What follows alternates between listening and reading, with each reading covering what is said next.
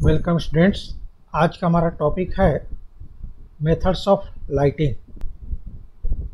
इस टॉपिक के अंदर हम ये देखेंगे कि हम किसी भवन के अंदर, किसी मकान के अंदर, किसी इंडस्ट्रीज में या कि कोई आपका रेस्टोरेंट हो, हॉस्पिटल हो, किसी भी जगह पर अगर हमको लाइटिंग करना हो तो हम लाइटिंग किस तरीके से कर सकते हैं या ऐसे कौन कौन से मेथड हैं जिससे हम लाइटिंग करते हैं।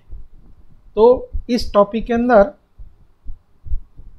हम ये देखेंगे कि एक लाइटिंग सोर्स से प्रकाश को, लाइट को ऑब्जेक्ट तक या वर्क प्लेस तक जहाँ हमको कार्य करना है उस जगह पे हम लाइट को कैसे पहुंचाते हैं या लाइट किस प्रकार ऑब्जेक्ट तक पहुंचता है, उसी के आधार पे मेथड्स ऑफ लाइटिंग या लाइटिंग के प्रकार को डिवाइड किया गया है।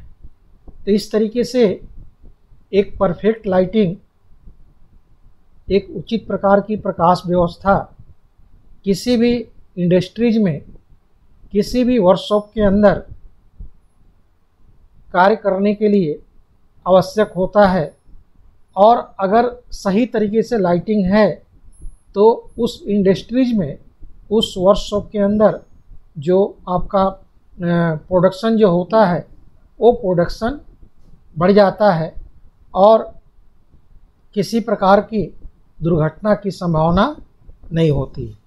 इसके अलावा सही तरीके से अगर लाइटिंग किया हुआ हो, परफेक्ट लाइटिंग अगर हमने किसी मकान के अंदर, किसी ऑफिस के अंदर अगर हमने कर रखा है तो उससे उस मकान की, उस भवन की, उस ऑफिस की जो सुंदरता जो होती है, जो इंटरनल जो डेकोरेशन जो होता है वो काफ़ी आकर्षक हो जाता है, उसका लुक जो होता है, लुक बढ़ जाता है। तो इस तरीके से किसी भी कार्यस्थल पर, किसी भी मकान के अंदर, किसी भी ऑफिस में उचित तरीके से लाइटिंग करना आवश्यक है।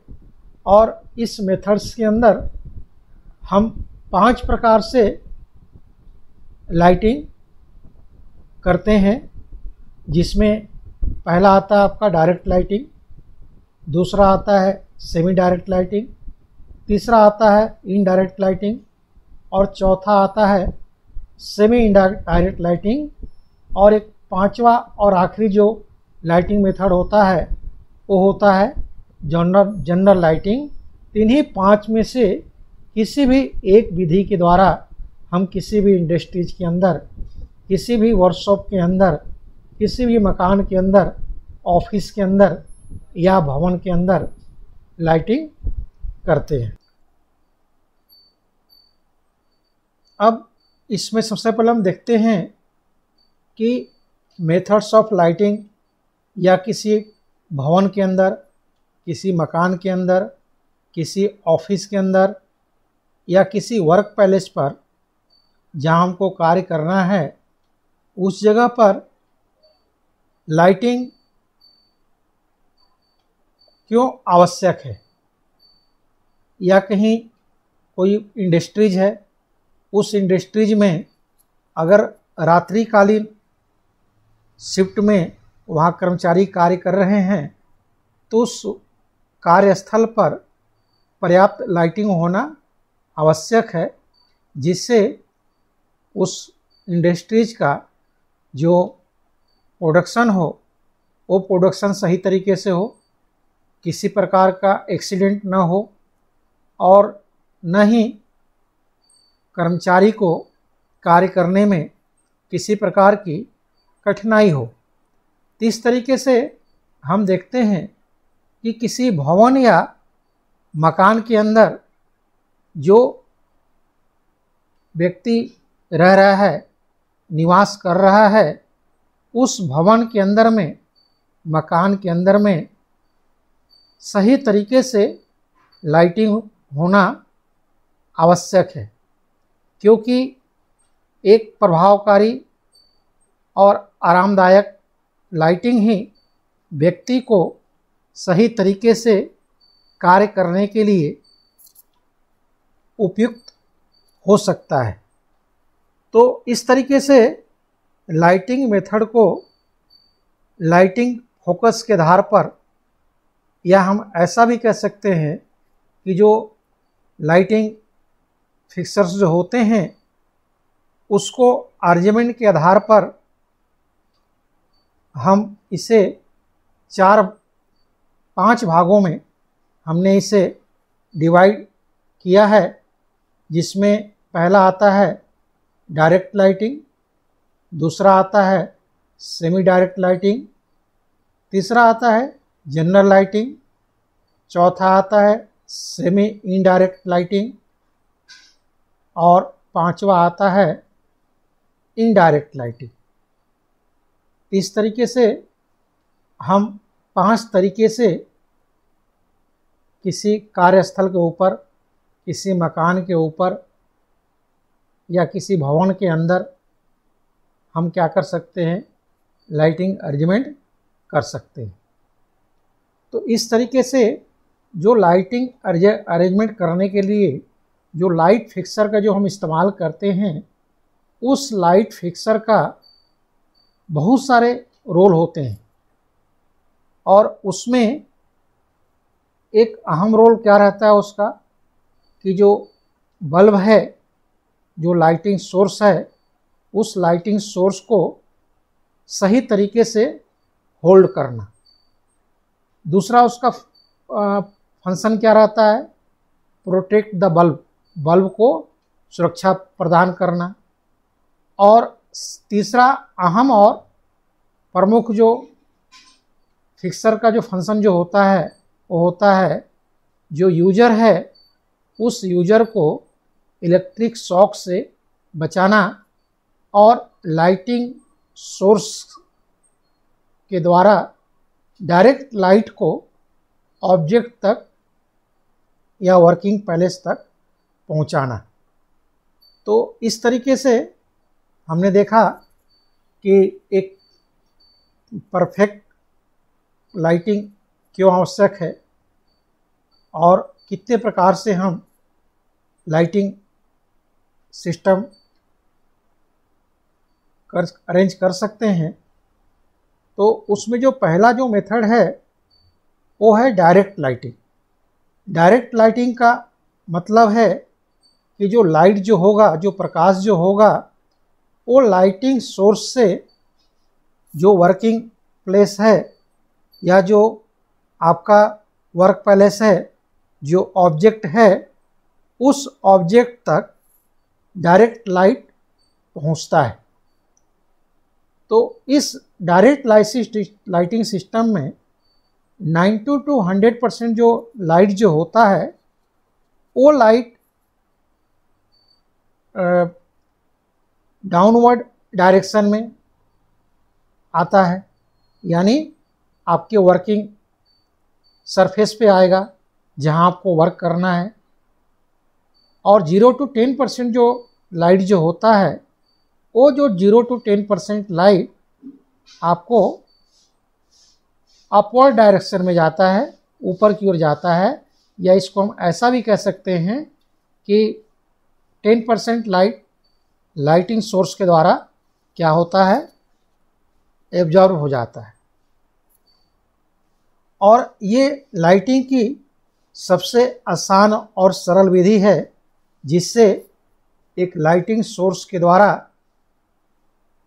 वर्किंग सरफेस पर लाइट को डायरेक्ट पहुंचाया जाता है। ये एक कॉमन मेथड है जिसका अधिकांश जगहों पे बहुत सारे टास्क के लिए इसका इस्तेमाल किया जाता है। सस्ता, सरल और ये सुविधाजनक विधि है। इस मेथड में, इस विधि में एक सबसे बड़ा डिसएडवांटेज ये है कि कई बार जो लाइटिंग फिक्सर्स हम लगाते हैं तो उस लाइटिंग फिक्सर्स के द्वारा चमक और छाया उत्पन्न होता है जो कार्य करने वाले जगह पे, वर्किंग सरफेस पे उत्पन्न करता है, जिसे जो व्यक्ति कार्य कर रहा है, जो कर्मचारी कार्य कर रहा है, उसको कार्य करने में कठिनाई होती है। लेकिन इस समस्या का समाधान जो लाइटिंग सोर्स है, जो हमने लाइटिंग फिक्सर्स लगाया है, उसको सही तरीके से अरेंज करके इस समस्या का हम समाधान कर सकते हैं। तो इस तरीके से ये जो डायरेक्ट लाइटिंग मेथड है, इसका इस्तेमाल हम घरों में, ऑफिस में या आउटसाइड लाइटिंग के लिए इस विधि का इस्तेमाल किया जाता है, जिसमें लाइटिंग सोर्स से डायरेक्ट लाइट आपके ऑब्जेक्ट तक पहुंचता है। अब इसको हम देखते हैं, इसका जो फिक्सर जो होते हैं, जो लाइटिंग लगाया जाता है, यहाँ पर देख रहे हैं आप, ये डायरेक्ट लाइटिंग का एग्जांपल है। यहाँ पे सीलिंग से लैंप लगा हुआ है और इस लैंप के लैंप से आपका 90 to 100% जो लाइट जो होती है, ये नीचे की तरफ आएगी, वर्किंग प्लेस पे आएगा, वर्किंग सरफेस पे आएगा, और जो 10% जो लाइट है ये अपवर्ड डायरेक्शन में जाता है, जिसका कोई यूटिलाइज नहीं है, या लाइटिंग सोर्स के द्वारा इसको क्या किया जाता है, एब्जॉर्ब कर लिया जाता है।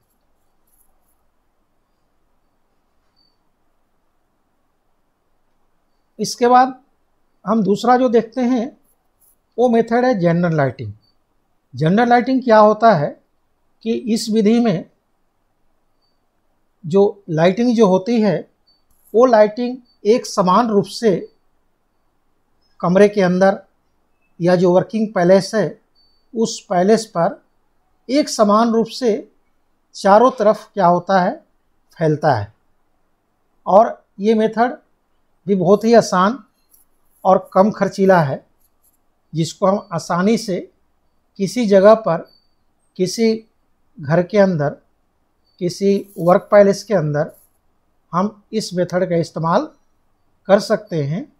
और ज़्यादातर इस विधि का इस्तेमाल हम घरों के अंदर भी करते हैं और ऑफिसेस वगैरह में भी करते हैं। तो ये जनरल लाइटिंग कैसे होता है, इसको हम देखते हैं। पहले यहाँ पे देख रहे हैं आप, ये जो दिखा रहा है सिस्टम, ये डिफ्यूज सिस्टम है या जनरल लाइटिंग सिस्टम है। यहाँ पे एक सीलिंग से बल्ब लगा हुआ है, तो इस बल्ब से इस डायरेक्शन में भी लाइट जाएगा, इस डायरेक्शन में भी जाएगा, इस डायरेक्शन में जाएगा, नीचे आएगा, इधर जाएगा, इधर जाएगा।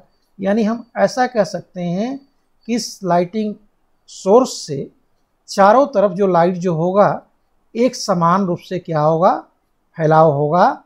और ये लाइटिंग मेथड की सबसे आसान और प्रचलित विधि है, जिसका अधिकांश तौर पे इस मेथड का उपयोग किया जाता है। इसके बाद हम देखते हैं indirect lighting. Semi indirect lighting हम बाद में देखेंगे, यहाँ पे हम इनडायरेक्ट लाइटिंग देखते हैं। तो इनडायरेक्ट लाइटिंग क्या होता है?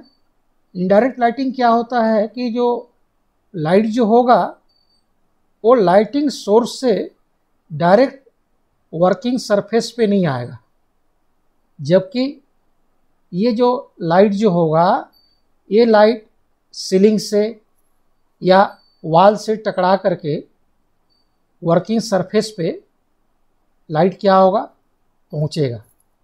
तो इस मेथड में क्या होता है कि करीबन 19 to 100% जो लाइट जो होगा, ये लाइट अपवर्ड डायरेक्शन में जाता है, यानी ऊपर की ओर जाएगा, और ऊपर जाने के बाद वो सीलिंग से टकरा करके वापस वर्किंग सरफेस पे लाइट को क्या करेगा, फैलाएगा।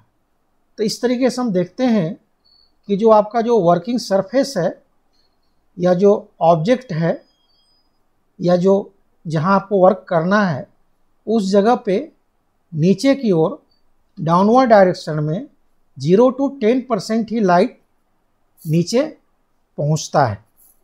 तो ये जो इनडायरेक्ट सिस्टम है ये बहुत ही कॉस्टली है, खर्चीला है, और इसका हम विशेष जगह पे इसका इस्तेमाल करते हैं।